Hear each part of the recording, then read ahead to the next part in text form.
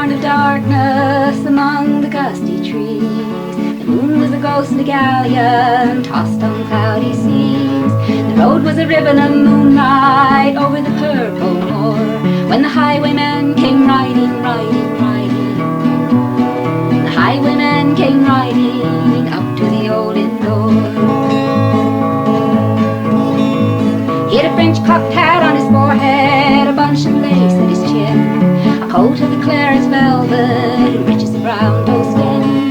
He fit with never a wrinkle, his boots were up to the thigh, and he rode with a jewel twinkle, his pistol butts a twinkle, his rapier hilt a twinkle under the jewel sky.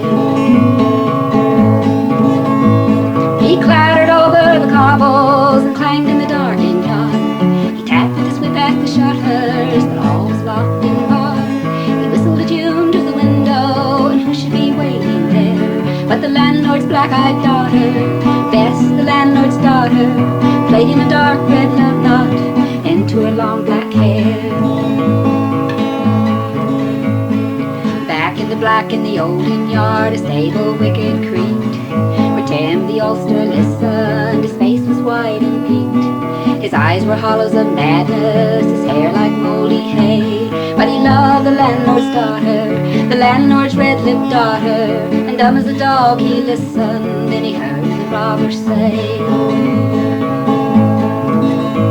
"One kiss, my bonny sweetheart, I'm after a prize tonight, but I'll be back with the yellow gold before the morning light.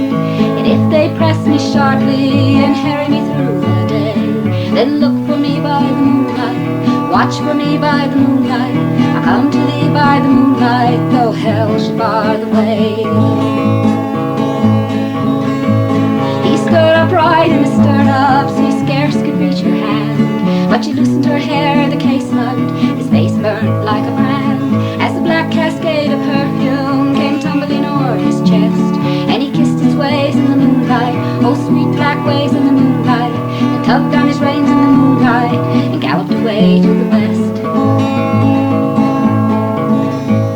He did not come in the dawning, he did not come at noon, and out of the tawny sunset, before the rise of the moon, when the road was a gypsy's ribbon, looping the purple moor, a red-coat troop came marching, marching, marching.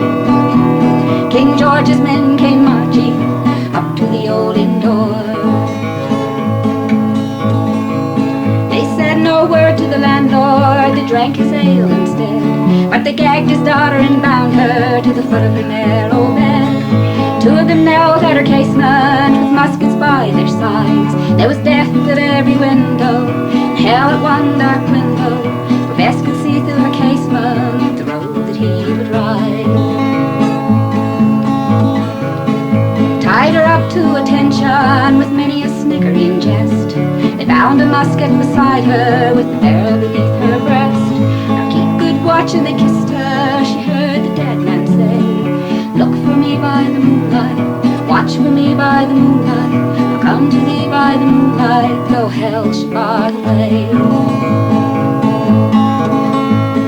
She twisted her hands behind her, but all the knots held good. She plied her hands till her fingers were wet with sweat and blood. They stretched and they strained in the darkness, and the hours rolled by like years, till now on the stroke of midnight, cold on the stroke of midnight, the tip of one finger touched it, the trigger at least was hers.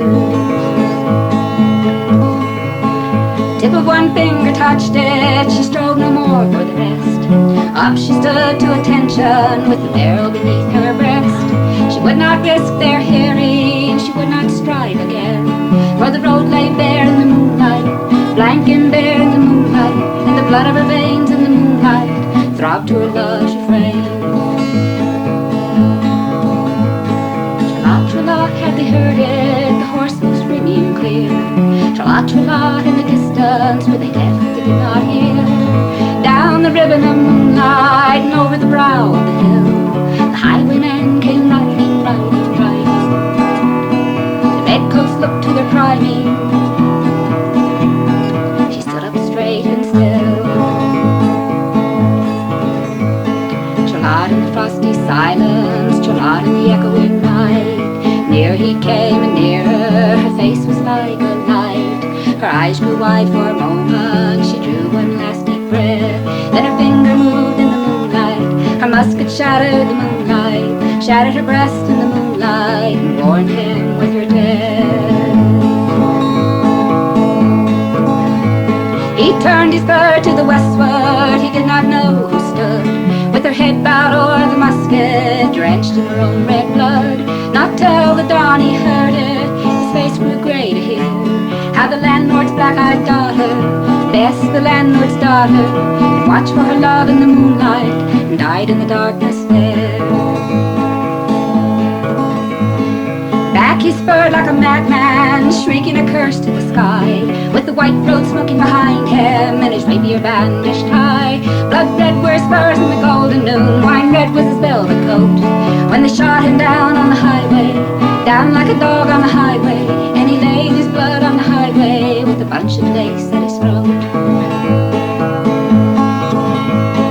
Still on a winter's night, they say, when the wind is in the trees, and the moon is a ghostly galleon tossed on cloudy seas, and the road is a ribbon of moonlight over the purple moor, a highwayman comes riding, riding, riding. A highwayman comes riding up to the old inn door. He clatters over the cobbles and clangs in the darkened yard. He taps with his whip at the shutters, but all is locked and barred. He whistles a tune to the window, and who should be waiting there but the landlord's black-eyed daughter, Bess, the landlord's daughter, plaiting a dark red love knot into her long black hair. Look for me by the moonlight, watch for me by the moonlight, I'll come to thee by the moonlight, though hell should bar the